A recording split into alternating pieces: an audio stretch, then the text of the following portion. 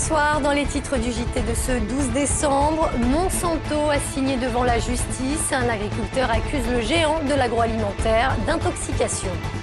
La grande pagaille n'a pas eu lieu sur les rails. La mise en place des nouveaux horaires s'est passée sans couac majeur aujourd'hui. Et puis l'OL sur sa lancée, les Lyonnais l'ont emporté hier soir à Lorient, 1-0, but du jeune Lacazette. Depuis 7 ans, Paul François ne peut plus exercer son métier d'agriculteur qu'à mi-temps. En cause, une fatigue physique persistante apparue selon lui après avoir inhalé un pesticide. Il a d'ailleurs porté plainte contre son fabricant, Monsanto. Le géant de l'agroalimentaire américain était convoqué devant le tribunal de grande instance de Lyon. Une première à l'audience, Jasmine Sorgue. Que la responsabilité de Monsanto soit reconnue, voilà ce que Paul François réclame 7 ans après l'inhalation de l'herbicide Lasso qui lui procure de nombreux problèmes de santé. Une nouvelle étape juridique après que 2 tribunaux aient reconnu en 2008 et 2010 sa maladie comme professionnelle. Serein, déterminé, plus que jamais, parce que je pense que la cause, le fond du problème est juste et qu'à un moment donné, on ne peut pas rester dans le silence des comportements d'une firme comme celle-ci. Au-delà de mon problème personnel, Monsanto, comme d'autres, nous ont menti. Et effectivement, ont bouleversé ma vie. Et ont bouleversé aussi le système auquel je croyais. Pour que la responsabilité de la firme soit établie, l'avocat de l'agriculteur demande au tribunal d'ordonner une expertise. Il attaque sur la dangerosité des produits composant le Lasso, retirés du marché en France depuis 2007, et sur le manque d'informations quant à son utilisation. Monsanto n'indique pas la composition exacte du produit et le fait qu'il y ait la moitié du produit qui soit composé d'un solvant particulièrement dangereux. Et Monsanto n'indique pas sur ses étiquettes quelles sont les mesures de précaution à prendre pour les utilisateurs. Cela constitue des fautes qui sont à l'origine, à notre sens, des dommages subis par Paul François. La défense, quant à elle, nie tout lien de cause à effet. Ses arguments, aucune preuve que Paul François ait respiré le Lasso, ni que ces mots soient dus au produit. Elle refuse pour l'instant tout commentaire et attend la décision du tribunal le 13 février prochain. Autre procès qui s'est ouvert aujourd'hui, mais cette fois devant les assises du Rhône, celui du meurtrier présumé de la rue Sergent-Blandan. Cet homme est accusé d'avoir violé puis tué en juin 2008 une femme de 55 ans. Le corps de la victime a d'ailleurs été retrouvé dans son appartement, découpé en plusieurs morceaux. Malgré des preuves incontestables comme la présence de son ADN sur les vêtements de la quinquagénaire, l'accusé nie toujours les faits.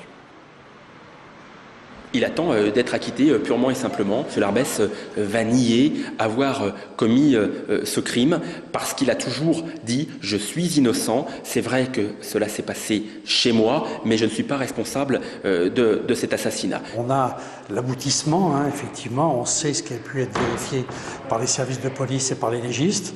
On ne connaît pas ce qu'il y a en amont, cette histoire qui s'est passée entre le moment où elle rencontre Larbès et puis le moment où elle va décéder. Et tout ce blanc qui existe et que Larbès n'a jamais comblé, on voudrait bien le voir comblé pendant cette audience.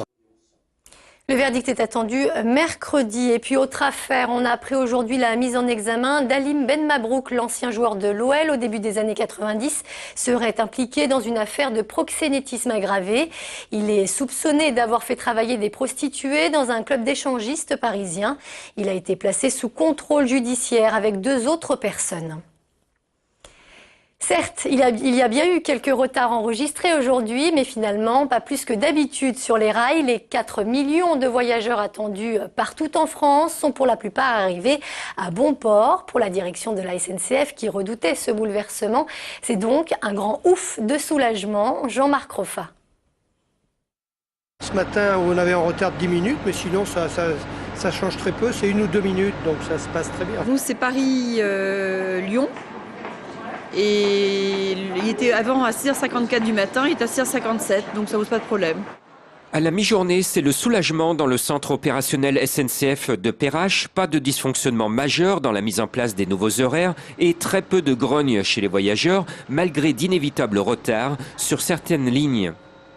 Quelques soucis, c'est normal parce qu'on a quand même pas mal de kilomètres de lignes à gérer, mais bon, sinon, pour le moment, tout va bien. Les quelques petites rectifications que nous avons à faire sont des rectifications qui sont de détail, classiques, etc. Mais aucun problème important, si vous voulez.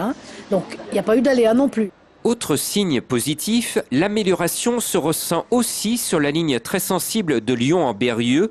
Les nouveaux horaires donnent en partie satisfaction aux usagers souvent confrontés à des perturbations dans le trafic. Nous avons pu conserver un certain nombre d'horaires et en obtenir d'autres. Alors notamment, nous avons pu obtenir le 13h12 qui repart de Lyon-Pardieu en direction d'Amberieu, le train de 20h en partance d'Amberieu et également le maintien suite à une pétition du 15h12. Pour faire remonter toutes les remarques, les anomalies ou les problèmes techniques, la SNCF a créé un numéro vert interne et tout est géré ici au centre opérationnel de Perrache. Le Grand Stade est lui aussi sur de bons rails après avoir obtenu la déclaration d'intérêt général, un avis favorable des enquêtes publiques.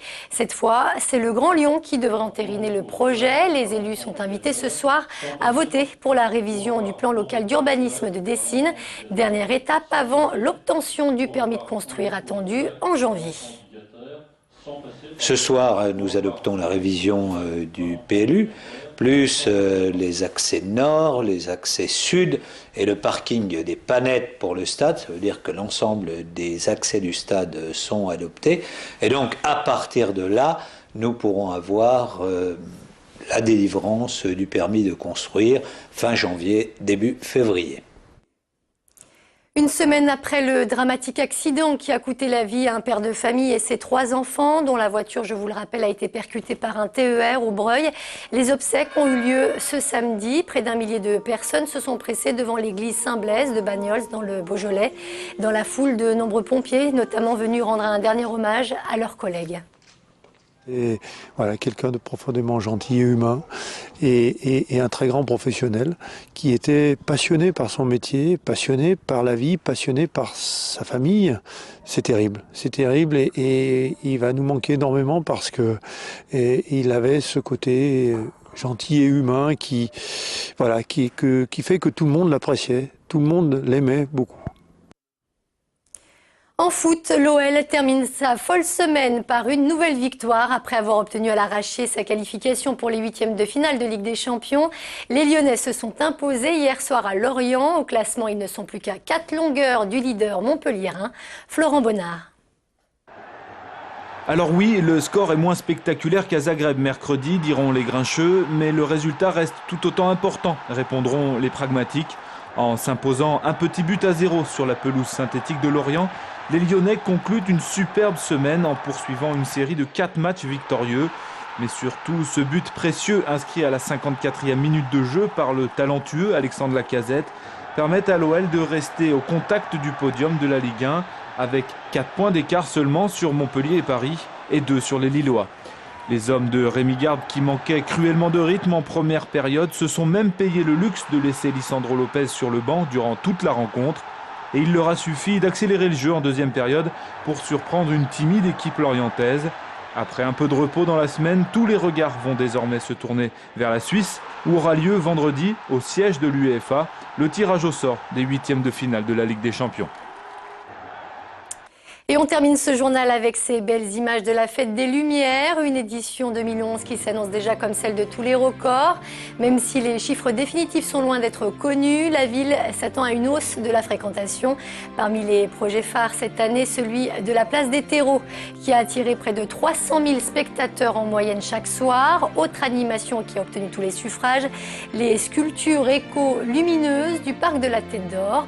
Dans notre grande édition, nous tenterons de dresser un premier bilan de cette Fête des Lumières avec le responsable du festival, Jean-François Zuravic.